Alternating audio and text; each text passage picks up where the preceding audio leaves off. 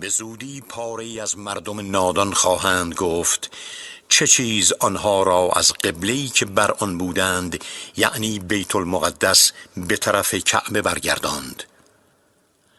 ای پیامبر، بگو مشرق و مغرب از آن خداوند است و خداوند هر کس را اراده فرماید به راه راست هدایت می فرماید. و بدین گونه شما مسلمانان را امت میان رو، معتدل و اسوه مقرر فرمودیم که شما گواه و ناظر بر اعمال مردم باشید و پیامبر گواه و ناظر بر اعمال شما باشد. و ما قبله ای را که تو ای پیامبر روی بان داشتی تنها برای این تغییر دادیم تا پیروان رسول خدا را از بازگروندگان به جاهلیت و شرک معلوم گردانیم. این آزمایش برای تفکیک مؤمنان از مشرکان بود و مسلماً این خلاف عادت رفتار کردن جز بر اهل ایمان که خداوند آنها را هدایت فرموده امری بسیار دشوار بود.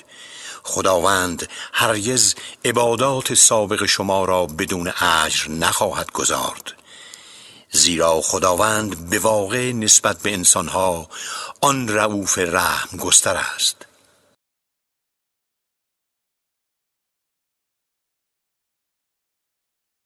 ای پیامبر، محققاً ما گردش روی تو را به سوی آسمان به انتظار دریافت وحی درباره قبله می‌بینیم.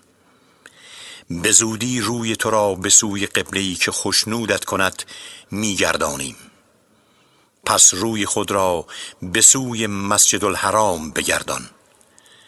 و ای مسلمانان، هر کجا که باشید هنگام نماز روی خود را بدان سوی بگردانید.